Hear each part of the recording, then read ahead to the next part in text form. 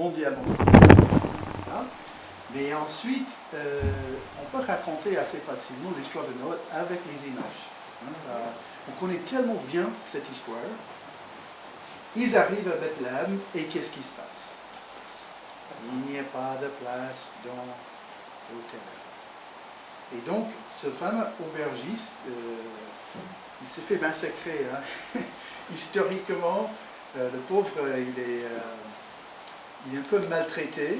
On voit plusieurs images, soit que c'est pour l'école du dimanche avec les enfants.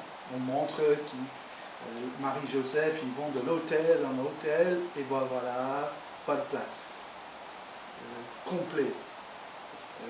Il n'y a rien. Hein. Et donc, même ça, c'est un peintre hollandais du 16e siècle, la même chose. Ils arrivent, Marie, elle a quelques petites douleurs, les contractions commencent, ma femme, elle va accoucher, et ces méchants aubergistes, pas de place, tant pis pour vous, on est complet. Donc vous imaginez, hein, quelqu'un arrive devant un hôtel, un couple, la femme, elle va accoucher, un gérant de l'hôtel, il ne donne même pas la place. C'est presque compliqué de comprendre tout ça. Et voilà, le petit bébé est né, et c'est une vraie photo de... Non, pas tout à fait. Parce que d'abord, pour être très honnête, il y a 50% de mon cœur qui vient du Danemark. Je suis moitié viking. Et donc, j'ai vu mes enfants à moi et c'était plutôt comme ça. J'exagère largement, mais ça c'est plutôt un bébé du Nord. Hein, c'est un bébé viking, pas exactement un bébé juif. Et d'ailleurs, j'ai jamais vu un bébé né avec autant de cheveux et aussi radiant que ça. Donc, on exagère un peu parfois. Oui, voilà. Et on sait aussi qu'avec le petit bébé Jésus, Marie-Joseph avait vraiment cette lumière autour d'eux. Pas tout à fait non plus. On a une tendance parfois de prendre cette histoire un peu trop loin. Et bon voilà, encore une vraie photo de l'époque, n'est-ce pas? Non, pas. Parce que là, on voit les mages, les bergers, Marie-Joseph, les anges et l'étoile au même endroit. Donc, je comprends, je ne suis pas bête. On veut mettre toute l'histoire de Noël dans une seule image, mais c'était pas ça. Et là, je l'ai pris parce que c'est tellement brillant. Hein. Donc, je ne crois pas qu'il y avait des flashs de lumière comme ça au moment de la naissance de Jésus. Et voilà, encore. Et je n'ai rien contre les crèches de Noël. Et d'ailleurs, j'en ai un petit paquet chez moi. Donc, ma femme, elle aime beaucoup les crèches de Noël. On a même un avec Fisher Price, avec les jouets pour les enfants. Et on touche l'étoile et ça fait jouer Voici Noël, quelque chose comme ça. Et même, c'est de plus en plus la mode de faire la crèche vivante. Et donc, si je vous dis, de l'aubergiste jusqu'à cette scène-là, tout est faux. En gros. Pas complètement, mais presque. Si je vous dis ça, vous pouvez me dire, bah ok, tu dis comme tu veux, mais montre-moi la preuve. Et je vais vous montrer la preuve, comment ça s'est passé. Et c'est très très facile. On va voir le texte. Donc, d'abord, juste pour vous dire, hein, le méchant aubergiste, il n'a jamais existé. Jamais. Ça, c'est pas dans l'histoire et c'est culturellement impossible. Mais bon, on va voir comment ça s'est passé. Donc, on commence avec le contexte de l'histoire de Noël. Comment ça s'est passé? Luc chapitre 2, verset 1, qui dit « En ce temps-là, l'empereur Auguste donna l'ordre de recenser tous les habitants de l'Empire romain. » Donc, on est dans une époque où le peuple juif se trouve sous la domination de l'Empire romain. Et César Auguste, qui a bien existé, hein, on n'a rien qui est inventé ici, il va faire un recensement qui était reconnu à l'époque. Donc, ce n'est pas choquant. Et le recensement, c'est pour deux choses. Vérifier qui est qui, et un recensement, c'est pour les impôts. C'est-à-dire, Auguste avait besoin de faire manger son armée, de grandir son royaume. Donc, c'est assez logique. Ensuite, tout le monde allait se faire enregistrer. Chacun dans sa vie d'origine. Joseph, lui aussi, partit de Nazareth, un bourg de Galilée, pour se rendre en Judée, à Bethléem, où est né le roi David. En effet, il était lui-même un descendant de David. Voilà, donc, ils vont faire de Nazareth jusqu'à Bethléem. C'est à peu près 150 km aujourd'hui en voiture. Donc, quand je dis ça, quand je dis en voiture, parce que là, c'est juste, bon, pour l'histoire, c'est l'autoroute 6. Hein. La prochaine fois que vous êtes en Israël, vous allez suivre le 6, et voilà, vous arrivez à Bethléem. Il se peut qu'ils étaient obligés à contourner un peu plus, donc c'est possible que c'était même un peu plus que 150 km, mais avec une femme enceinte. Donc déjà, c'est pas rien. Hein, donc, mais Joseph habite ici, mais sa famille vient de là-bas. Ça, c'est vraiment essentiel à garder ça en tête. Et voilà, aujourd'hui, ce que ça donne, Bethléem. Donc aujourd'hui, c'est une ville d'à peu près 25 à 28 000 habitants, extrêmement célèbre. Aujourd'hui, jusqu'à la fin de la semaine, pour moi, personnellement, c'est un endroit à éviter, mais c'est parce qu'en fait, je sais pas, j'aime pas fêter Noël avec 150 000 de mes meilleurs amis sur la planète. Bethléem est blindé du monde. Je viens de dire une bêtise. Israël est fermé en ce moment. Donc il se peut qu'il n'y ait pas grand monde. À cause de Covid, le pays est fermé. Mais dans un Noël normal, il y a un monde fou à Bethléem. Au temps de Jésus, c'était beaucoup plus ça. Bon, on enlève quelques maisons là. À l'époque de Jésus, on parle d'une ville qui a pas plus que 500 habitants. Grand maximum, selon les experts de la Bible. Et donc, autour de Bethléem, c'est des collines, donc on est dans le Judée, et c'est vraiment un endroit idéal pour les brebis et les bergers. Et après, il y avait aussi un monde agricole. Le Judée, ça a été appelé comme le panier de pain d'Israël.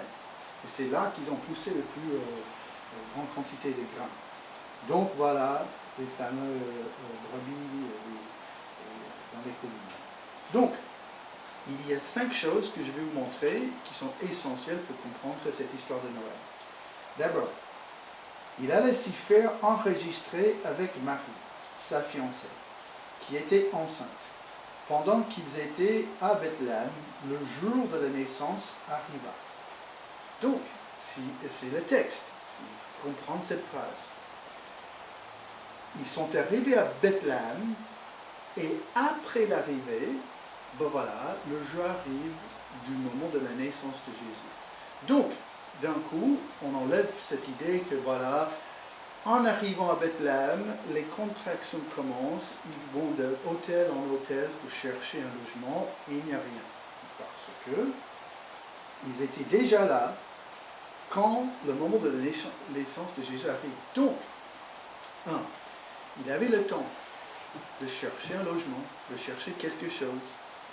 Donc d'un coup, l'idée qu'ils arrivent le jour de la naissance, tous les hôtels sont complets, c'est simplement pas dans le texte. Donc Marie et Joseph étaient sur place. Donc c'est-à-dire que le voyage qu'ils ont pris n'était pas au 8e mois et de 2e semaine. Hein. C'était avant la naissance. Donc ça dit directement, pendant qu'ils étaient à Bethléem, le jour de la naissance arriva. Les jours furent accomplis où elle devait enfanter.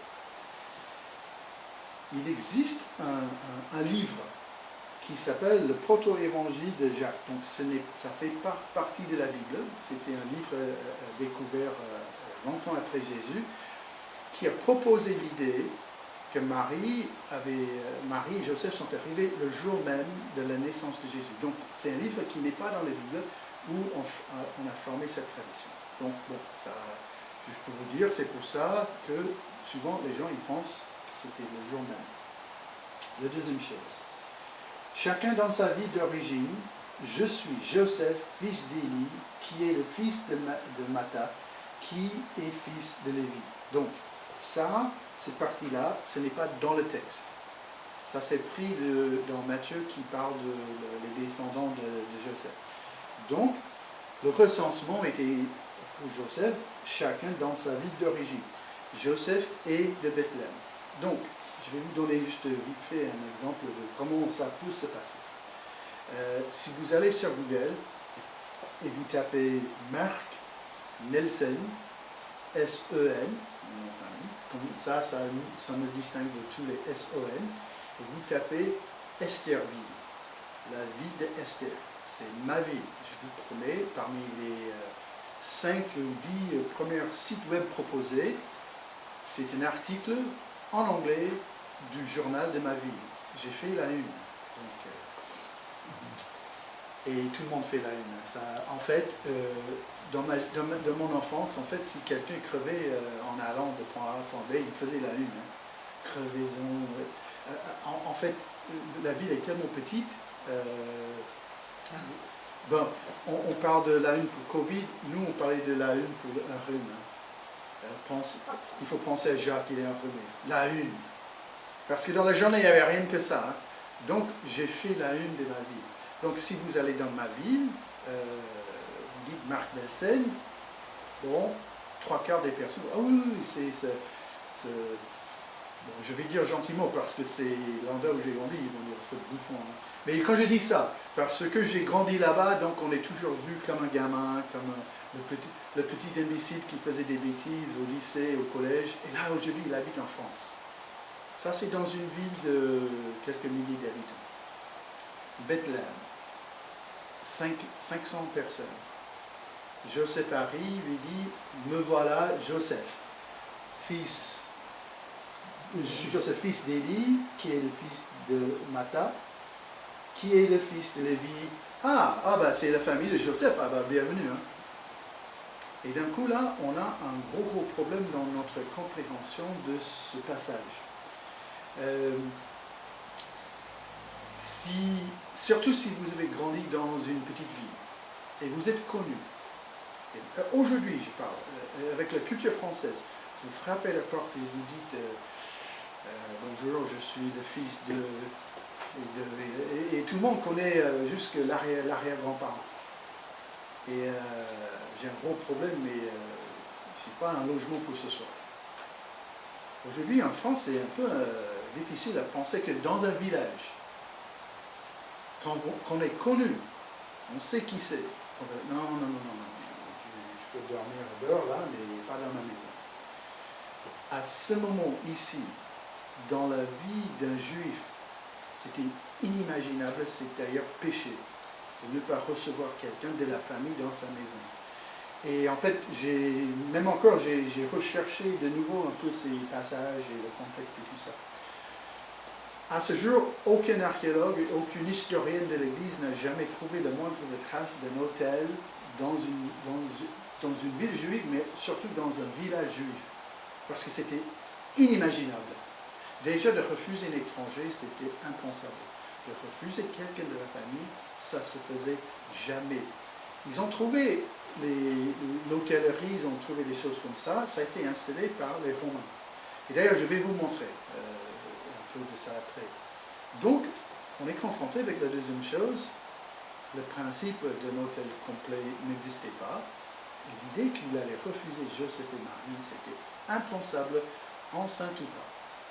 Donc d'un coup, on a un autre gros problème. Donc, il était lui-même un descendant de David qui ajoute juste un autre poids sur sa personne dans sa vie de Bethléem. La troisième chose. Voici Élisabeth, ta parente. À la même époque, Marie s'empressa de se rendre dans une ville de la région montagneuse de Juda. Elle entra dans la maison de Zacharie et salua Élisabeth. Donc, Marie, elle va descendre dans sa famille qui est où? Dans la région montagneuse de Juda. Donc, une ville de la région montagneuse de Juda. Bethléem est ici. Toute cette région, c'est un carré qui est à peu près 20 km par 20 km. Donc, c'est encore un de ces gros problèmes de vraiment chercher le pourquoi, mais pourquoi il n'y avait pas de place pour Jésus? Quel est le problème là? Parce que bon, ok, ils n'ont pas d'hôtel selon les historiens, mais ils ont la famille. Et quand on dit la famille, imaginons juste pour 2 secondes que par des raisons extrêmement bizarres, personne n'avait pas de souvenir de la famille de Joseph dans la ville de Bethléem, qui est encore inimaginable. Ça ne se fait pas, hein. Mais, supposons, ils arrivent à Bethléem, ils ont déjà fait au moins 150 km, donc ensuite de faire 5, 10, maximum 20 km de plus pour trouver un logement, ça ne pose aucun problème. Parce qu'ils sont dans la région où habite aussi la famille de Marie. Et pour des raisons qui, on va les voir à la fin, ils n'ont pas trouvé de logement aussi autour de Bethléem. Après, elle mit au monde son fils premier-né. Elle l'enveloppa de linge et le coucha dans une mangeoire parce qu'il n'y avait pas de place. Et c'est là où on commence à voir la différence entre certaines traductions de la Bible. Pour eux, dans la salle des hôtes. Dans la Bible seconde, comme je vais vous montrer, ça parle de l'hôtellerie. Donc, ici j'ai 1, 2, 3, 4 versions de la Bible française. Qu'il n'y avait pas de place pour eux dans la salle des hôtes. Qu'il n'y avait pas de place pour eux dans l'abri destiné aux voyageurs. Il n'y avait pas de place pour eux dans l'hôtellerie. En effet, il n'y avait pas de place pour eux dans la salle où logent les gens de passage. Donc, dans un sens, on peut dire l'hôtellerie ou un abri pour les gens qui voyagent, peut-être ce n'est pas l'extrême grande différence, mais pour comprendre cette histoire de la naissance de Jésus, il est absolument essentiel de comprendre que le mot qui est traduit salle des hôtes, abri destiné aux voyageurs, l'hôtellerie ou logement pour les gens de passage. L'hôtellerie, l'abri destiné aux voyageurs, est un mot qui est traduit du grec, là où le docteur Luc, qui va, guidé par l'Esprit de Dieu, il va écrire l'évangile de Luc, il emploie le mot kataluma. Dans Luc chapitre 10, 34, donc c'est le fameux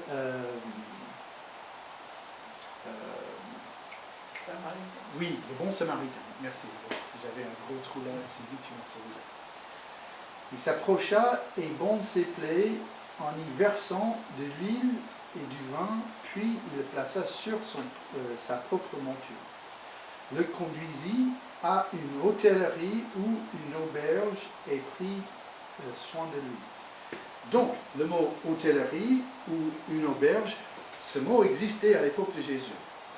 Et ce n'est pas le même mot traduit dans Luc chapitre 2. Donc, d'un coup, on voit, on est en train de traiter quelque chose qui n'est pas notre hôtel, auberge, hôtellerie classique. On est en train de traiter quelque chose d'autre. Le mot qu'on a employé dans Luc chapitre 2 se trouve après, 20 chapitres après, où Jésus dit à ses disciples, et vous direz au maître de la maison, le maître te dit, où est le lieu ou la salle, la kataluma, où je mangerai la Pâque avec mes disciples.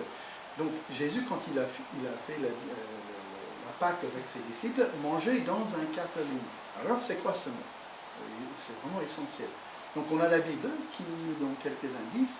Après, il y a des écrits de l'époque de Jésus qui montrent que dans une maison juive, il y avait une étable, surtout quand la ville était assez petite et assez proche de la campagne. Il y avait une cuisine, un salon et un kataluma. Donc dans le même passage, il a dit, elle l'enveloppa de linge et coucha dans une crèche ou une mangeoire parce qu'il n'y avait pas de place. Donc, j'ai quelques images de les experts considèrent une maison juive à l'époque de Jésus. En bas, ici, il y avait toujours une étable, un mangeoire, il y avait l'endroit pour les animaux. Surtout parce qu'en fait, en hiver, les animaux étaient hébergés là-dedans, et ça donnait un peu de chauffage. Bon, j'ai grandi à la ferme, donc ça va être le chauffage avec odeur. Hein, c'est un paquet ensemble. Hein. L'un n'est jamais avec l'autre, donc, mais ça donne quand même un peu de chauffage. Et à l'étage, on a la maison. Et dans ces maisons, donc ici, on a l'étable qui est là, et là, à l'étage, donc toujours cuisine. Après un salon, où un salon c'était aussi pour manger, aussi pour passer des moments ensemble dans la journée, mais aussi pour la famille. Le salon se transformait en chambre. Et toujours un cataluma. Un cataluma était une petite pièce pour les visiteurs, les invités. Parce qu'on est où? On est en Israël, à zéro, hein, l'année de Jésus. Hein, on est à ce moment-là, où quand les gens voyageaient, il y avait toujours un gros sentiment, un gros sens d'hospitalité. Et donc il y avait toujours une petite pièce qui était réservée pour le cousin de passage ou pour papy, mamie, mais ce cataluma existait toujours. Voilà, donc encore étable, cuisine, salon, cataluma. Et la Bible dit que quand Marie et Joseph sont arrivés, où il avait le temps, donc ils avaient le temps, on ne sait pas exactement, 5 jours, 1 mois, bon, moi j'ai aucune idée, mais il y avait quand même le temps pour chercher dans les maisons de la famille un endroit pour héberger Marie enceinte avec Jésus et Joseph. Voilà, donc encore juste la maison qui est là. Et voilà le problème. Et moi je suis convaincu que ici c'est le pourquoi. Il n'y avait pas de place pour Jésus. Il alla s'y faire enregistrer avec Marie, sa fiancée, qui était, et tout le problème est là, enceinte. Dans l'Ancien Testament, Joseph, il avait le droit de faire quoi avec Marie à ce moment-là? Il avait le droit, pas simplement de divorcer, de couper le fiancé. En fait, ils n'étaient même pas mariés. Elle a pu être lapidée. Parce que ça, ces deux mots-là, fiancée, enceinte, ça ne va pas du tout ensemble. C'était interdit formellement dans l'Ancien Testament. Ils arrivent là-bas. Bon, la suite, je n'ai absolument aucune idée si la suite est du vrai ou juste dans ma tête, mais peut-être, hein, on ne sait pas. Joseph, il arrive, il toque la porte, et bon voilà, qu'est-ce qui se passe? Ah, bonjour. Non, je vois avec ta tête, tu dois être le fils de... Où il se présente, hein, l'un l'autre. Oui, bonjour, on est là, c'est Marie. Marie, hein, c'est Marie. Hein. Donc, qu'est-ce qu'il va dire? Ma femme, il va dire ça. Mais il dit, mais on cherche la place, on cherche un logement. Et d'un coup, il se peut que la famille dise, étrangement, on n'a pas reçu l'invitation pour le mariage.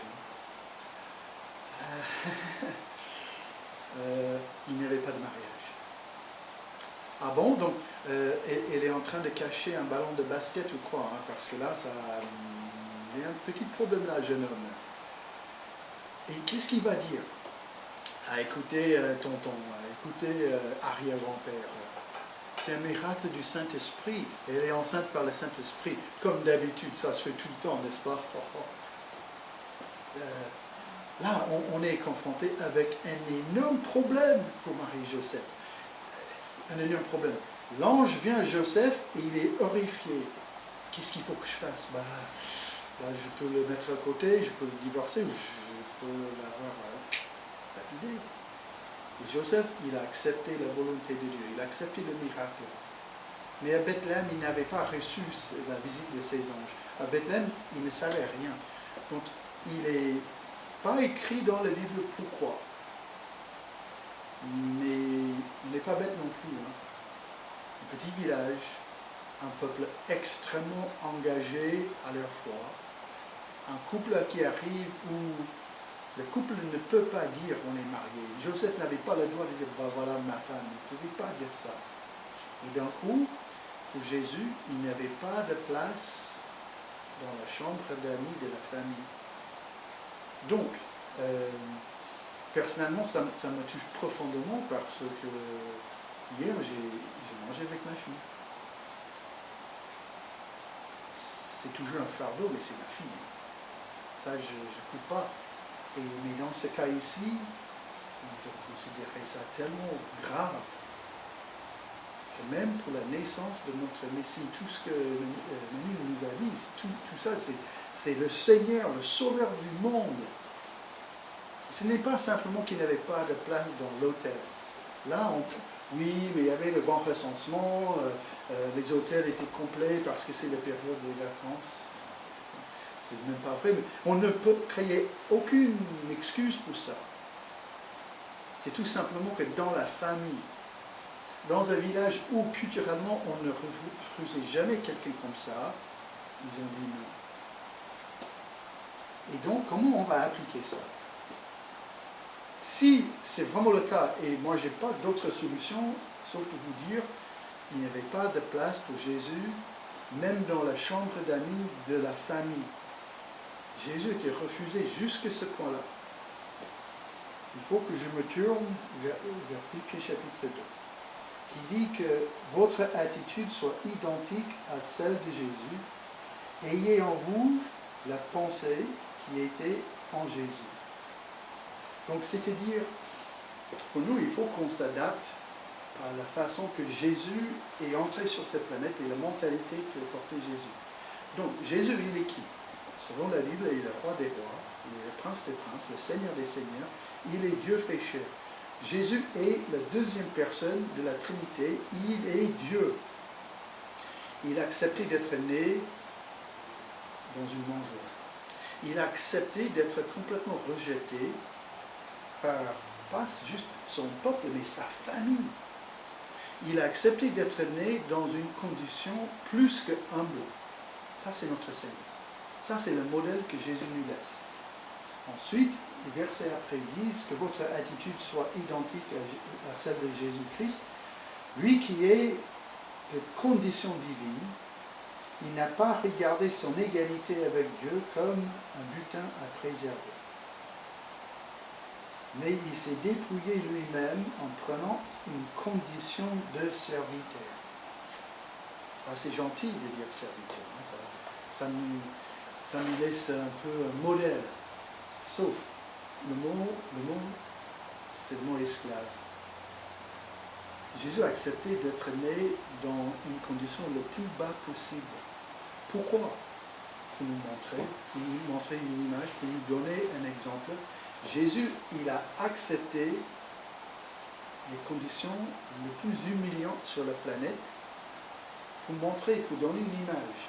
Et qu'est-ce que c'est cette image? L'homme parfait, Dieu parfait, deux en une personne, aura accepté de prendre tous nos péchés. Sur lui aimer tout le mal que j'ai fait. Il est séparé de son Père. Il est frappé, il est crucifié. Pourquoi? Pour nous sauver. Et donc c'est ça un peu la complexité de Noël. Parce que là, bon, même aujourd'hui, pour le X millième fois, quelqu'un passe, ah, c'est joli, ça, c'est gentil. Donc, ça m'a posé aucun problème que d'un coup, on a tous tourné la tête. Ah, c'est qui ça? Parce que ça, Noël, quand on dit la magie de Noël, c'est pas faux, hein? La lumière, le petit bébé qui est né. Mais il ne faut jamais oublier que ce petit bébé qui est né va être crucifié.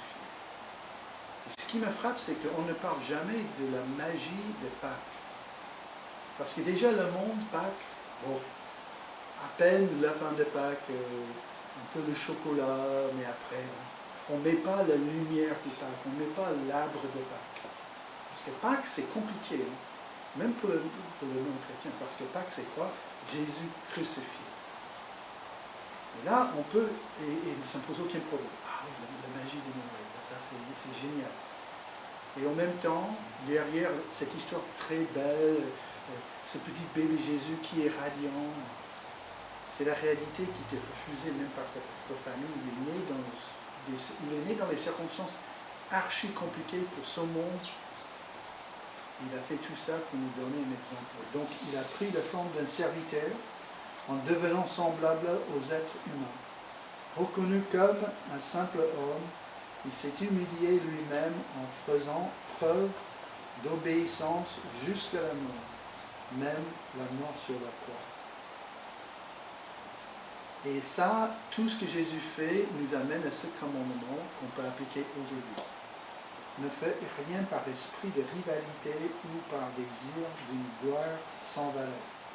Mais avec humilité, donc Jésus c'est notre modèle, avec humilité, considérez les autres comme supérieurs à vous-même. Et je m'arrête pour le salut. Jésus habite ici au ciel, il est parfait, il est esprit, il n'a même pas un corps, il est la deuxième personne de la Trinité, Dieu le Fils. Et la Bible dit, d'une manière un peu vague, mais ça suggère quand même, que le Père, le Fils et l'Esprit ont pris un choix ensemble que le Fils allait venir pour nous sauver. Il va prendre la forme d'un être humain. Et donc Jésus, à un moment donné, il a quitté le ciel, donc on va dire c'est la culture de la ciel. C'est-à-dire c'est parfait. C'est un endroit qui est magnifique. Un jour, on va habiter tout cela, on va être tous les êtres célestes avec le Père. On va vivre avec notre esprit, notre nouveau cœur, mais au ciel. Et Jésus a accepté d'être né à Bethléem. Et d'un coup, je comprends pourquoi on va faire ça tout beau. Oh Jésus, il est joli, regardez, il est radiant comme bébé. Même les vaches ne disent rien, il n'y a plus d'odeur dans la grange là, parce que tout est nickel, c'est Noël. Oui, sauf. Le problème, c'est que ses parents cherchaient un logement, ils n'ont rien trouvé. Pourquoi? Il y avait une apparence d'un scandale. Et ensuite, Jésus il est mis où? Dans une crèche, mais une mangeoire. Dans une étable avec tous les odeurs. Et finalement, qui vient visiter le roi? Les membres de la famille royale? Non, les bergers, qui étaient considérés comme la poubelle de la planète. Les bergers n'étaient vraiment pas du tout considérés comme des bonnes personnes. Et pourquoi Jésus a fait ça? Parce qu'il nous laisse un exemple. Il nous laisse l'idée avec humilité. Jésus est le modèle d'humilité. Il a considéré chaque être humain sur la planète supérieur à lui-même, et c'est ça qui m'étonne, parce qu'en fait, il est supérieur à tous. Et pourtant, mais non, je vais considérer, vous n'êtes pas réellement supérieur à moi-même, mais je vais vivre comme vous êtes. Ensuite, que chacun de vous, au lieu de regarder ses propres intérêts, regarde aussi à ceux des autres. Ça date, ça fait au moins 16 ou 18 ans. Vous voyez ces boîtes à chocolat qui disent célébrer ou célébration, c'est des Snickers et des Mars. Un jour, ma femme, elle m'a donné une boîte comme ça. À l'époque, je n'avais pas encore tous mes problèmes. Et donc, je me suis dit, non, mais quand même, je sais d'où je viens, je sais que mon oncle, c'est ça. C'est-à-dire, je suis américain, et donc, je sais qu'en Amérique, quand on a une boîte comme ça, on ouvre et on fait fini. Donc, ça, c'est mon habitude depuis mon enfance. Hein. Et je me suis dit, non, cette année, je vais être vraiment sage. Il y a 30 morceaux de chocolat dans la boîte. Et le 1er janvier, on commence jour 1. Donc déjà, je me suis retenu 6 jours avant que j'ai commencé. Et donc, avec une force que j'ai jamais eue de ma vie. Hein. Je me suis discipliné à manger un morceau de chocolat par jour. 1, 2. Donc il me restait 2, non, il y avait 3, donc c'était le 27. Je suis descendu dans mon bureau, j'entre là, j'avais ma fille qui à l'époque avait 3-4 ans. Sa bouche était complètement couverte de chocolat, il y avait 3 emballages là, et pour une durée de 0,7 secondes, j'avais envie d'envoyer ma fille au Seigneur, mais j'étais furieux, honnêtement, 1 ou 2 secondes. Et après, je dis, non, mais sois adulte, hein. C'est 3 morceaux de chocolat. Mais pour juste, comme ça, et après. Parce que quand je vous lis que chacun de vous, au lieu de regarder ses propres intérêts, regarde aussi ceux des autres, pour moi, ça c'est un combat quotidien qui est horriblement difficile. Franchement, de penser à chercher l'intérêt de ma femme, mes 3 enfants et mes frères et sœurs en Christ. Déjà, parfois ça me tue. Et ensuite, le voisin, qui n'est pas toujours aussi gentil que ça, le patron, on n'en parle même pas, et les inconnus. Et pourtant, c'est le modèle de Jésus. Alors, c'est là où je dis, je peux quand même prendre cette histoire de Noël, de voir qu'est-ce que Jésus a fait pour nous. Il a accepté une naissance la plus humiliante sur la planète. Pourquoi? Pour me donner un modèle, une image. Jésus n'a pas pensé à lui-même quand il est né dans une crèche, et pas dans un chalet, un palais, un endroit pour un roi. Jésus a accepté continuellement l'humilité de sa personne pour me sauver. Et là, aujourd'hui, il me laisse un exemple. Donc, j'espère que vous profitez pleinement de Noël, sapin, lumière, cadeaux, très très bien.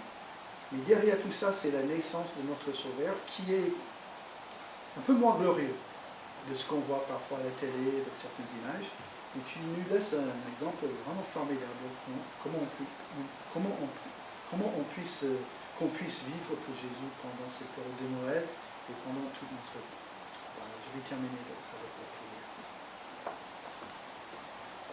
Seigneur, je te remercie pour ton Fils et pour sa naissance. Je te remercie, Seigneur, que Jésus nous a donné ce modèle, cet exemple, même pendant que lui, il était même dans le ventre de sa mère, Seigneur. Il ne contrôlait rien par sa personne. Et pourtant, tu étais là, tu as mis tout sur place. Il n'y avait pas d'hasard pour les événements, pour la naissance de ton Fils. Donc on te remercie, Seigneur, pour ce modèle. Nous prions simplement, Seigneur, que tu puisses travailler dans nos vies, que tu puisses nous transformer dans l'image de ton Fils de plus en plus chaque jour. On prie ces choses en son nom.